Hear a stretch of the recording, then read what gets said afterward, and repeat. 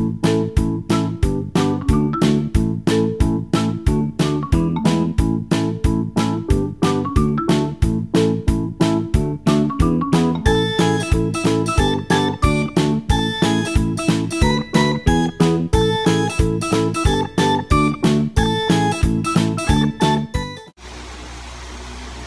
morning, guys. I'm having my workout. A workout. Biglang tulog na kaagad. Tulog na yung kaagad. Ayaw tumigil. Hindi naman siya nagwawala, pero ayaw niya lang nakaupo kami. Ayaw niya nakahiga siya. So, ito ang gusto niya. Sus, tulog ang bata. So, if you haven't seen my video, how to calm a crying baby.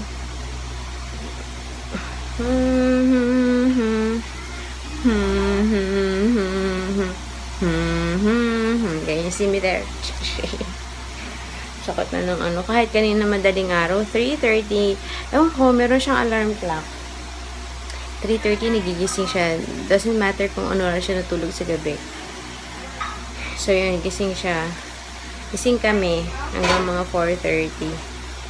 So, sino ba naman ang merong ganang mag-squat ng madaling araw? Pero, wala akong choice na numabandang 4+. Ayaw niya talaga. Okay, squat tayo. Let's squat kami. Anyway, it's Wednesday. And, kahapon, dumating pala yung ano, yung diba may nagpupunta sa aming nag-home service ng manicure. Nagtatrabaho siya sa parlor dito. Tapos pag off niya, hindi naman every week. Every 2 weeks yata yung pupunta. Pag off niya, pupunta dito. Tapos nag-home service nga kay mama. So, ayun. Hindi ko alam dumating pala kahapon. Plano ko pa naman kasi pwede ka nga din sa kanya magpa-kulay. Kumbaga, ikaw bumili ng kulay mo, tapos siya mag-a-apply. So, parang service or yung labor lang yung babayaran mo. 150 nga ata yun. I forgot. Hindi ko namalaya na nandito pala siya. Usually, pag nandito yun, ang tagal nun. Kasi, mga papa ko, nagpapamanicure, pedicure, tapos nagpakulay din sila kahapon. Yung kapatid ko rin yata, nagpamanicure din. Hindi ko naman namalaya. Kasi nandun sila sa kwarto ni mama eh. Eh yun, kasi sabi ni Sel, siya na lang daw. So mamaya, kukulayan niya ako. Gagamitin namin yung pixel na, ano ba to?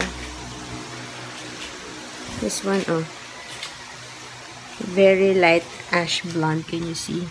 That one. So, tingnan natin, pag tulog tong dalawa, kung makakasingit kami ng pagkukulay. Tulog na. So, yun lang. Good morning! Happy Wednesday! Nagbabaluto ako ng hot cake or pancake. That's for breakfast. 9:35 na nga eh. Late na. Anyway, so yun lang. Upo na ako. Sakot na ng legs ko. Hey! Nagpapabati nga pala si Sis Evangeline Go. Birthday niya on the 16th. Hi sis! Thanks for watching and happy birthday in advance! Si Sis Merden, birthday niya sa 19. Sana hindi ko makalimutan. Bipatiin ulit kita on your birthday. Pero for now, yan. Batiin na kita ngayon. Ito ang bata.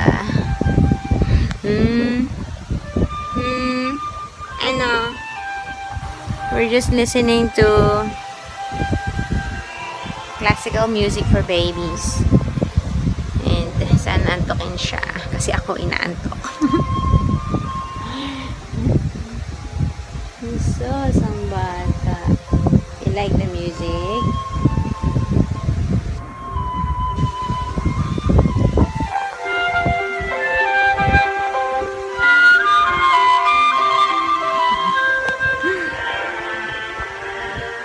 Hi, are you looking at yourself? Dilat ka dyan. Kanina, merong toy si Zebe. Pero pag ganito, kulay red na square. Tapos tinatapat ko sa eyes niya. Sinusundan niya na. Let's try. Makikita niya to. Look! Look! Wow! Can you follow? Oh, lalaki. Can you follow? Look at this, ah! Check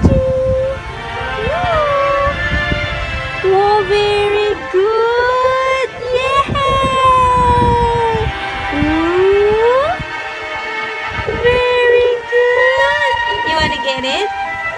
You wanna get it? Good job, Zach! Yay! I'm so proud! Wala kasi akong wala akong mga black and white things. Merong pinapagawa si Pidia namin na gumawa daw kami ng parang flashcard or something na black and white. Hindi pa mo tapos ayun, nakita niyo yan. Dinikit ko kahapon. I was planning to do something with it, pero hindi ko pa ma-decidean kung ano. Sabi ko for Zeb, hindi ko alam kung ididikit ko yung... Meron kasi kayong biniling flashcard ng letters. Kaso ang nipis lang nung papel. Ang bala ko sana dun, ipa-laminate ko muna bago ko ipalaro. Kasi nilabas na namin yun. Kaso, nako, yung flashcards niya nga na board, makapal na yun, tinutupi. So, yung iba punit na. If you've been watching my vlogs since bata pa si Seb, nakita nyo na yung flashcards na yun. Sayang naman, sabi ko magagamit pa ulit pag for Zach. So, gusto ko siyang ipalaminate. Hindi ko na alam magkano magpalaminate. Hindi lang kukunin ko. Ito siya. So, hindi ko alam magkano magpalaminate. Walang picture, letter lang. Kasi kung sa pictures, okay naman doon siya sa picture. Actually, may concern ako. As you can see, or as you all know, 20 months na si Zeb. 20 ba? Oo, 20 months na si Zeb. And, ang nasasabi pala niya is mama. So, in a way, medyo concerned rin si Pidia for the speech development niya. So, medyo may konting delay. Pero, hindi naman ako nag-worry masyado kasi yung pamangkin ko, 3 years old nung nagsalita. So, kaya parang sa akin, sabi ko, I'm sure magsasalita kaso nga lang medyo delay. Tsaka dun, may lahi yata kami kasi meron din ako mga pinsan na meron yung mga anak din na may mga anak din na late daw nagsalita. So, sabi ko baka nasa lahi. Pero sabi ni Pidia, it doesn't necessarily mean nasa lahi. Wala kayong pwedeng gawin or something. So, pwede nyong mag-intervene. Kaso nga, hindi ko alam kung paano gagawin kung ano. Okay naman si Zeb, nakakaintindi siya ng mga instructions, diba? Yung makikita nyo naman sa mga vlog, even before nung baby pa siya, nakakaintindi siya ng instruction. Pag tinatanong mo, medyo nakakasagot naman siya ng yes or no. Tapos yun sa mga ano niya dito sa dingding, tsaka yung flashcards niya. Alam niya na, yung flashcards niya siguro isa or dalawa lang yung hindi niya makilala dun. Ano nga ba? I even forgot. Pero, doon sa flashcards niya, dalawa lang ata. Isa or dalawa lang yung hindi niya ma-recognize. The rest, alam niya. So, ayun. Yung sa pagsasalita talaga, mama pa lang nasasabi niya talaga. Tapos, yun. So, kagabi, actually, tsaka kahapon din, kaya din ako napag-nap. Nanonood ako sa YouTube ng mga speech therapy or parang yung mga mommies na merong speech delay yung mga anak. Kaya, yun, nagkukuha ako ng mga tips kung paano. Kasi wala man talaga yung video nung kung ano yung ginagawa ng speech therapist.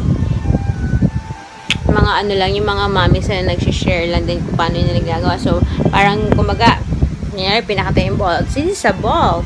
Ball. 3 beses sasabihin yung salita. Tapos, wag mo daw sasabihin na, say ball. Dapat, parang make it in a conversation, something like that. So, yun. A little bit concerned, pero I'm sure naman kasi, magsasalita. Yung pamangkin ko, nung yun, 3 years old, nung nag-start magsalita, nung nag-start naman, Diyos ko, anday dad.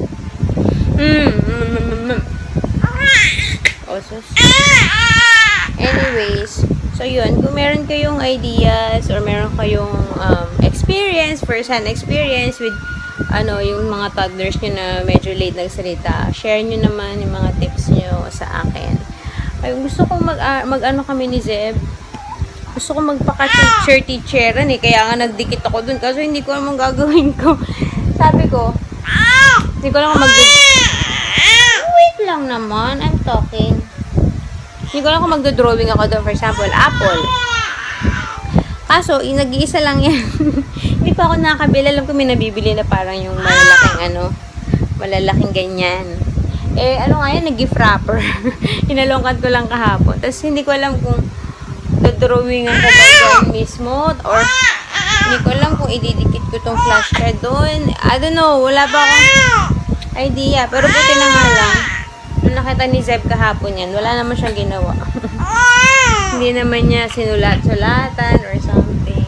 Gusto ko rin sana mag-art projects kami. Kaso,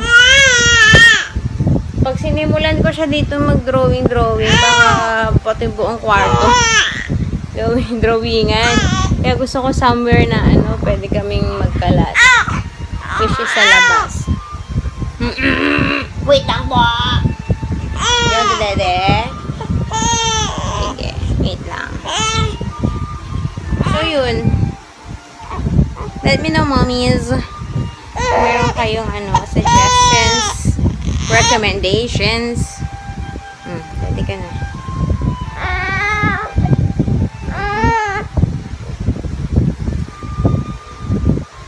Okay. And then, what else? Yun lang. Solve? Solve ka na? Yes, mommy. Thank you. I love your milk. Ay, pumatulog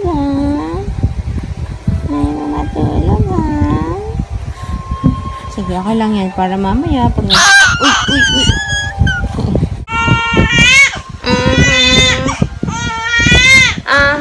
Nagdodi ka na, diba? Okay, sleep na yan.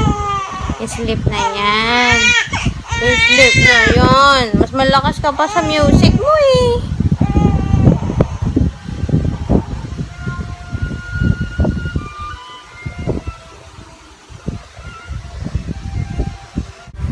Nag-try ako mag-pump. I know, sinasabi, dapat mag-try mag-pump muna on their 6th week onwards para establish na yung milk supply and then si baby hindi magkaroon ng milk confusion. Pero wala lang. Natat lang ako. Hindi. Actually, hindi ko naman talaga gusto mag-pump kasi nakakangalay. Kanina kasi, hindi lang kanina. Every time nangyayari, ito yung pinapadede ko si Zach. Ay siya nasasamid. Tapos, minsan, sasamid siya, tapos pagtanggal niya ng pag-lash, sumisirit talaga, nag-i-spray talaga sa mukha niya. Sabi ko, super lakas ba talaga? So, sabi ko, try ko nga. Inano ko muna to kinamay ko lang. Parang baka lang. Kinamay ko lang, tapos, kasi mas nakakangalay ito actually. Nakakangalay. And, tawag ito. Kinamay ko muna for both breasts, tsaka ako nag-pump. Wala lang. Ito-try ko kung kaya na ni Zach inumin yan. Or kaya niya ng tumede from the nipple. Kasi sabi ko, if there's one thing na i-change ko, dun the way na inano ko si Zeb, bring up. Not necessarily bring up. Pero in terms of nursing kay Zeb, sabi ko, tatanayan ko to magbote ng as early as possible. Kasi, ang nahirapan ako kay Zeb i-wean off nung nabuntis na ako. Sobrang hirap, tsaka kawawa siya. And, ayun, ayoko pagdaanan ni Zach na yun. So, as early as now, matuto na lang siya mag-bottle para hindi ko na kailangan siyang i-wean sa, nung weanin ko kasi si Zeb, na siya 13 months. Grabe, iyakan namin kapag gusto niyang dumede. Sabihin ko, no more milk, no more dede. Grabe, iyakan namin. Parang ginugutom na yung anak ko. Sabi ko, turuan ko na. Pero yun lang, tignan ko kung matatagal kasi nakakangalay mag-pump. Ang mahal-mahal naman ng electric breast pump. We'll see kung mahihiritan ko si Daddy. Buy me an electric breast pump. Yun lang, is after nito, wala na. So, pwede namang ibenta. Just in case. Yun lang, we'll see.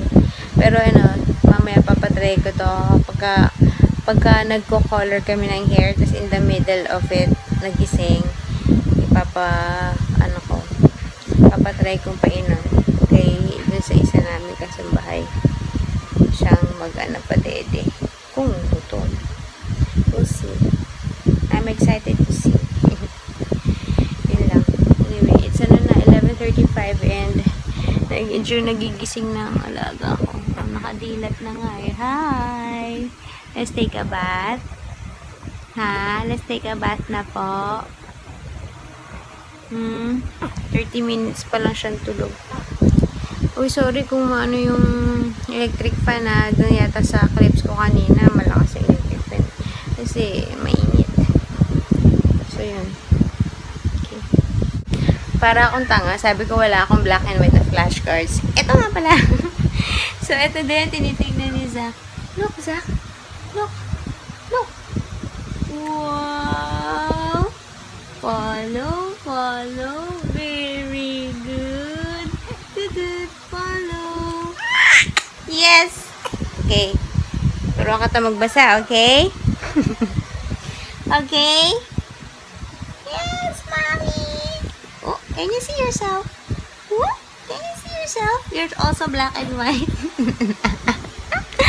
No, pumuputi na nga yun eh. Pumuputi na si Zach. Na, konti. Naglalighten na siya. Tsaka, naalala ko din dati nung si Zeb, sinabihan nung, sabi nung pedia niya, nakakaputi yung Johnson's & Johnson's Rice and Milk Bath. Kasi si Zeb din medyo umitim nun. Pero hindi kasi itim ni Zach. Kaya yun ang gamit ko sa kanyang soap. Para pumuti. Tapos nilalagyan ko yung gatas niya ng gluta. Joke. Mama. It smells so good naman yan. Ayun na.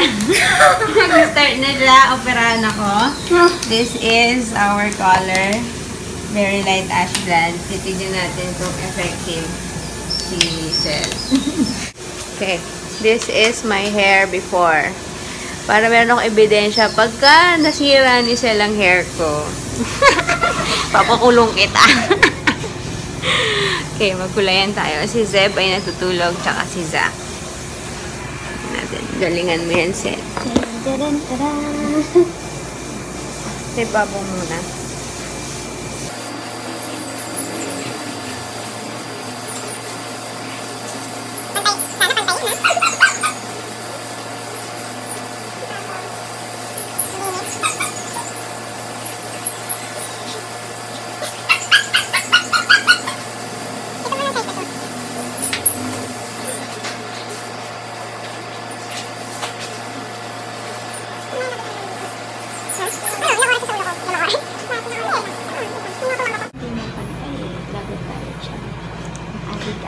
Lagot ka talaga.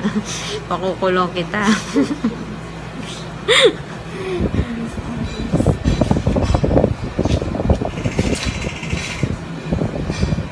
So, ito siya so far. Isang oras na kami dito ni Sel na naglalagayan. Medyo may konti ba. So, ang tigas. Yun lang ang... Well, ganito naman lahat ng pangkulay, no? Pero parang buhol-buhol na yung buhok ko. Ang tigas-tigas niya. Kasi... Hi! Para naman ako nagki-chemotherapy nito. Yeah. Binalot ko muna ng plastic. Natapos kami ng 4:50. So, yeah, 1 hour kong sa buhok ko. Gusto ko na maligo. Pinalot ko na ng plastic para mag-lock in yung amoy tsaka yung gamot. Kasi, para makalapit ako kay Zach. Si Zeb ay natutulog pa din. Yung milk na pinrepare ko, uminom daw konti kasi kanina si Jen yung may hawak kay Zach. Uminom daw konti. May something sa lalamunan ko. Anyway, ako din tinry ko siyang dede dito, pero parang naninibago siya sa nipple. So, parang kinakagat-gagat niya. Tapos, ayun. Wala. Ewan ko kung mapapaubos ko pa yan or bigay ko na lang kay Zeb. Ihalo ko sa milk niya. Anyway. Ito na. Kaya ngayon, nakakabit sa akin si Zach.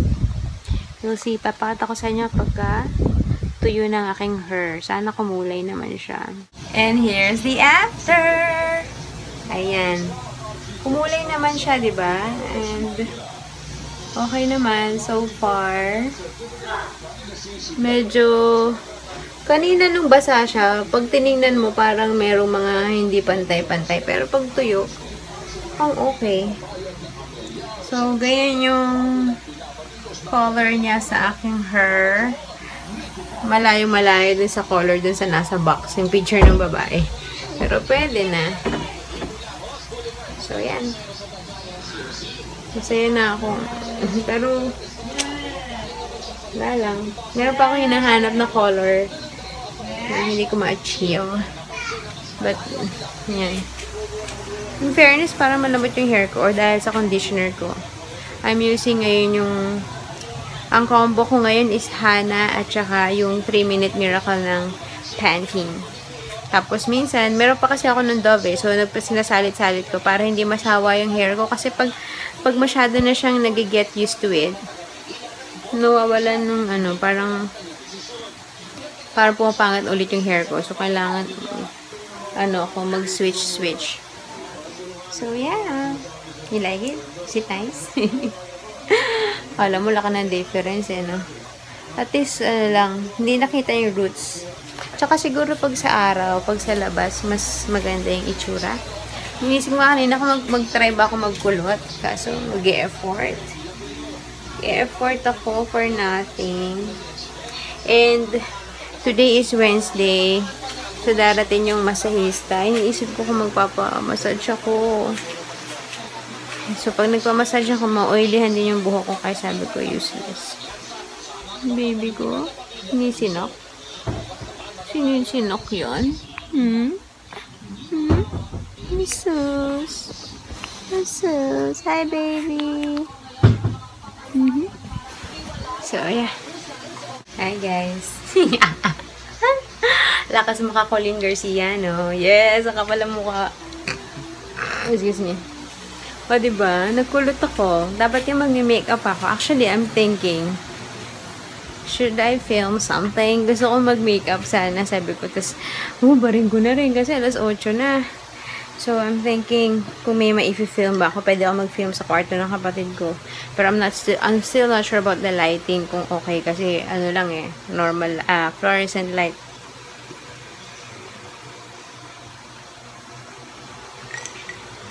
Anyway, kung may mga request kayo guys na video, sabihan nyo ako kasi wala akong maisip. Ano ba? Nangihinayang naman ako. Ngayon na lang ako na, ngayon ko na lang na-feel na maganda ako. Ang laking ba talaga nagagawa kapag ka nakapagpa-makeover ka konti. Makeover na yan. Kulay lang yan. Pag may makeup ako, laking difference na magaganap. Anyways, alam nyo ba, kanina, yung pinamp kong gatas, almost ubos na ni Zach. Naiinom naman yan. Medyo hirap lang siya sa chupon, pero, yan na. Pero kanina, si Zeb, nakita niya yan. So, syempre, inisip niya gatas niya. Uminom. Siguro mga 2 sip-sip. Nilunok. Tapos, umano yung mukha niya. Tapos, nagsuka. Sinuka niya yung gatas. Sabi ko, grabe kasi, nakaka-offend ka naman. 13 months mo yung ininom. Tapos, bigla na lang nasusuka na siya sa lasa ng gatas ko. Matamis naman yun. Anyway, guys. I think I'm gonna say goodnight na. Naliligo si Zeb. And yung bata, bagong dede. So, yeah, I'll see you guys tomorrow. I'll see kung meron ako ma-film. Hindi na ako magpapamasahe today kasi wala akong pera, hindi ako naka-withdraw. Tapos, masyado nang late kasi. So, magpapamasahe ako on another day. Baka bukas na lang para ako lang talaga yung mamasahin. Unlike pag ngayon, si mama, si papa, tas ako. Super late na matatapos. Kailangan ko si Celine. Siya yung nagbabantay. So, para hindi naman siya masyadong late matulog on another day. Anyway, so I'll see you guys tomorrow. Thanks for watching. Bye!